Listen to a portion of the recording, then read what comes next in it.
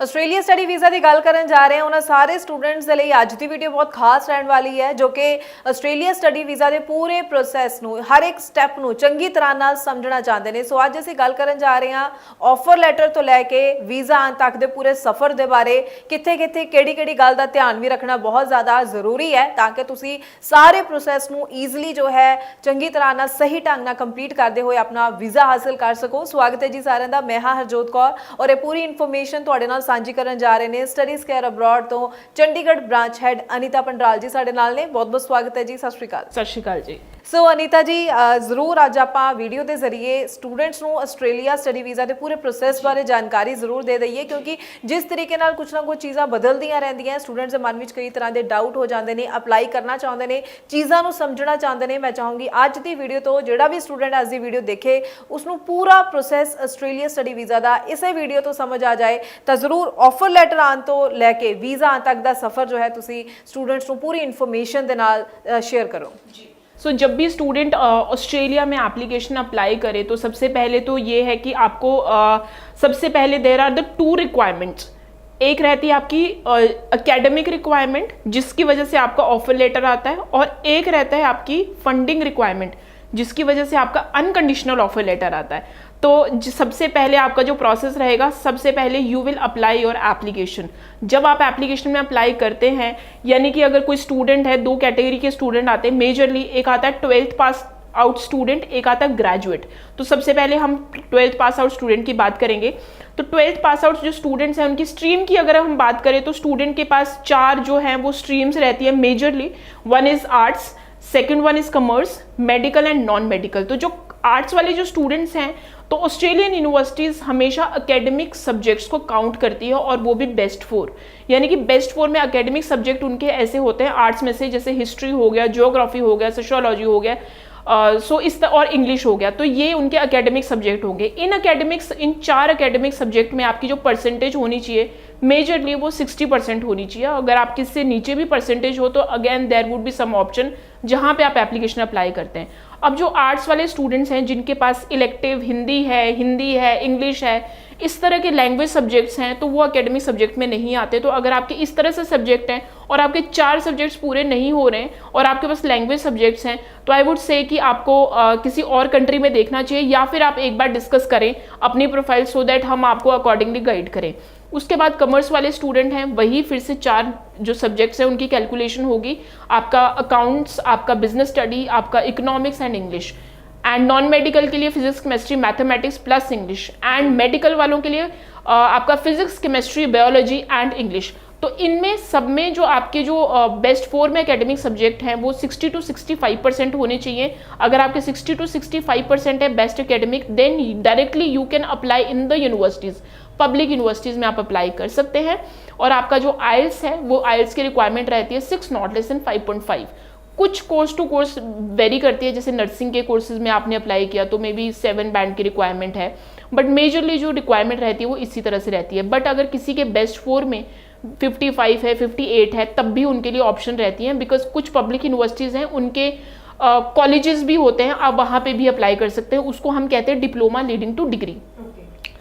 आपको एडमिशन के टाइम पे सिर्फ अपना 10th, 12th और आइल्स एंड पासपोर्ट की कॉपी, सिर्फ ये चार डॉक्यूमेंट की ज़रूरत है। एंड देन इनके साथ ही मे बी आपका काउंसलर और may be consultant can ask you about your funding, because उन्होंने कहीं ना कहीं ये भी देखना है कि अगर वो आपको स्पेसिफिकली, मान लो लेट सपोज अगर वो आपको ला ट्रोब यूनिवर्सिटी की ऑप्शन दे रहे हैं तो ऐसा ना हो कि आप ला ट्रोब यूनिवर्सिटी की जीटी रिक्वायरमेंट ना मीट करें, तो वो इसलिए आपसे फंडिंग की चीज़ें पूछ सकते हैं कि कितने फंडिंग है।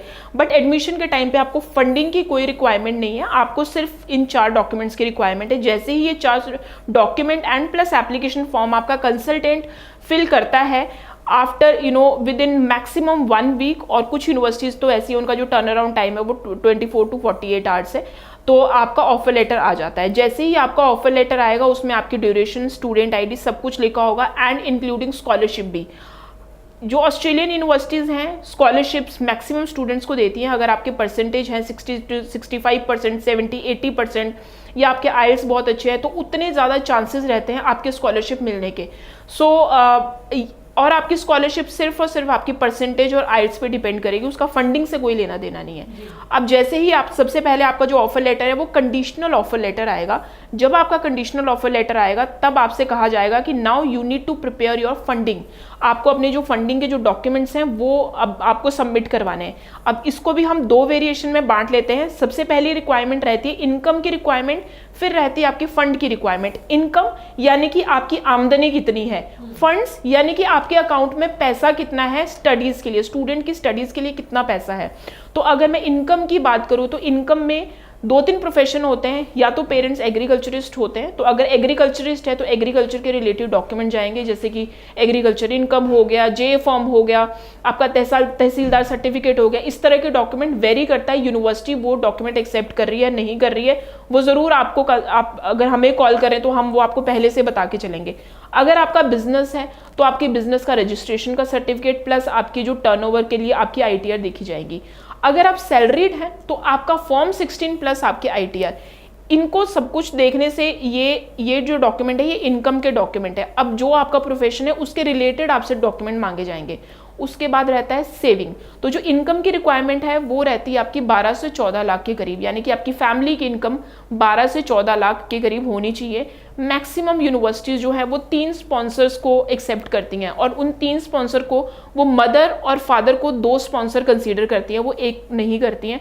तो मदर, फादर और मे बी दादाजी, दादी जी, नाना, नानी, ऐसे वो दिखा सकते हैं, मेटर्नल और मे बी पैटर्नल, इस तरह से वो फंडिंग दिखा सकते हैं। लेकिन मैक्सिमम यूनिवर्सिटी बोलती है कि जो पेरेंट्स है वो मैक्सिमम फंडिंग दिखाए, 30% जो दूसरे हैं जैसे दादा, दादी, नाना, नानी, वो दिखा सकते हैं। उसके बाद रहती है आपकी फंडिंग की रिक्वायरमेंट। तो जो फंडिंग की रिक्वायरमेंट है तो यानी कि आपके अकाउंट में कितना पैसा है, तो जो पैसा है वो मैक्सिमम जो यूनिवर्सिटीज़ हैं वो आपकी ट्यूशन फीस पे डिपेंड करता है। लेकिन मैं आपको ओवरव्यू आइडिया दे देती हूँ।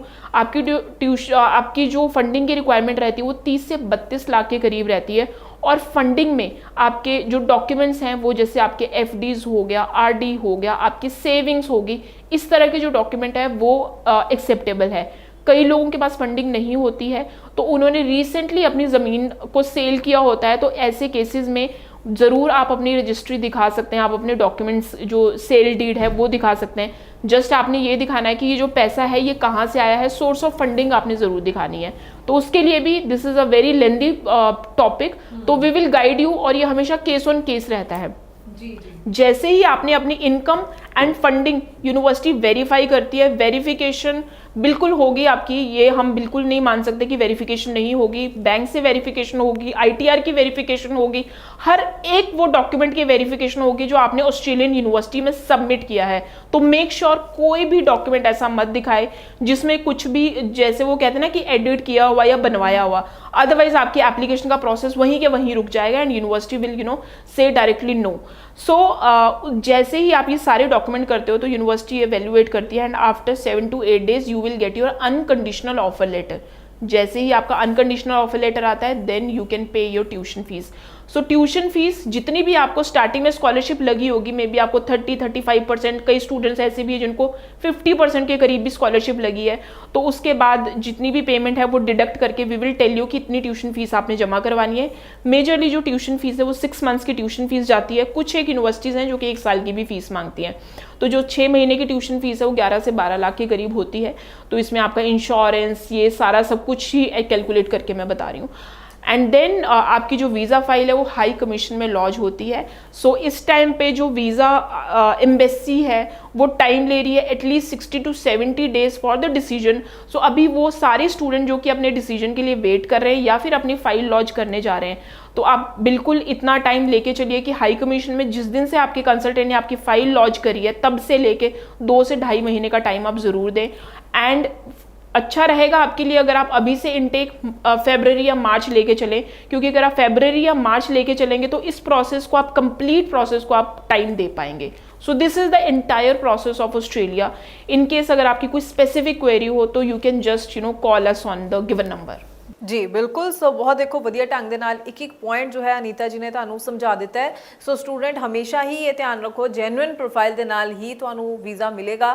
ਕਿਤੇ ਵੀ ਹੇਰਫੇਰ ਕਿਸੇ ਦੀ ਵੀ ਸਲਾਹ ਦੇ ਨਾਲ ਕਦੀ ਵੀ ਆਪਣੀ ਪ੍ਰੋਫਾਈਲ ਦੇ ਵਿੱਚ ਨਾ ਕਰੋ, ਉਸ ਦੇ ਨਾਲ ਤੁਹਾਡੀ ਪ੍ਰੋਫਾਈਲ ਤੇ ਹਮੇਸ਼ਾ ਲਈ ਬੈਨ ਵੀ ਲੱਗ ਸਕਦਾ ਹੈ। ਸੋ ਕੋਈ ਸਵਾਲ ਹੈ ਤੁਹਾਡੇ ਮਨ ਵਿੱਚ ਆਸਟ੍ਰੇਲੀਆ ਸਟੱਡੀ ਵੀਜ਼ਾ ਨੂੰ ਲੈ ਕੇ ਤਾਂ ਜ਼ਰੂਰ ਜਿਹੜਾ ਨੰਬਰ ਡਿਸਪਲੇ ਹੈ ਇਸ ਉੱਪਰ ਕਾਲ ਕਰੋ, ਪੂਰੀ ਇਨਫੋਰਮੇਸ਼ਨ ਲਓ। ਬਹੁਤ ਬਹੁਤ ਥੈਂਕਸ ਅਨੀਤਾ ਜੀ। ਅੱਜ ਬਹੁਤ ਤੁਸੀਂ ਇੱਕ ਸਟੂਡੈਂਟ ਦਾ ਜੋ ਸਵਾਲ ਹੁੰਦਾ ਨਾ ਅਕਸਰ ਕਿ ਪੂਰੇ ਪ੍ਰੋਸੈਸ ਨੂੰ ਸਮਝਣਾ ਚਾਹੁੰਦੇ ਹੁੰਦੇ ਨੇ, ਸੋ ਪੂਰੀ ਇਨਫੋਰਮੇਸ਼ਨ ਤੁਸੀਂ ਅੱਜ ਦੀ ਵੀਡੀਓ ਜ਼ਰੀਏ ਸਟੂਡੈਂਟਸ ਨਾਲ ਸਾਂਝੀ ਕਰ ਦਿੱਤੀ ਹੈ ਤੇ ਅੱਗੋਂ ਵੀ ਅਸੀਂ ਸਟੂਡੈਂਟਸ ਲਈ ਇਸੇ ਤਰ੍ਹਾਂ ਨਾਲ ਹੋਰ ਇਨਫੋਰਮੇਟਿਵ ਵੀਡੀਓਜ਼ ਲੈ ਕੇ ਆਉਂਦੇ ਰਵਾਂਗੇ। ਫਿਲਹਾਲ ਹੀ ਦਿਓ ਜੀ ਇਜਾਜ਼ਤ। Thank you so much. Thank you so much.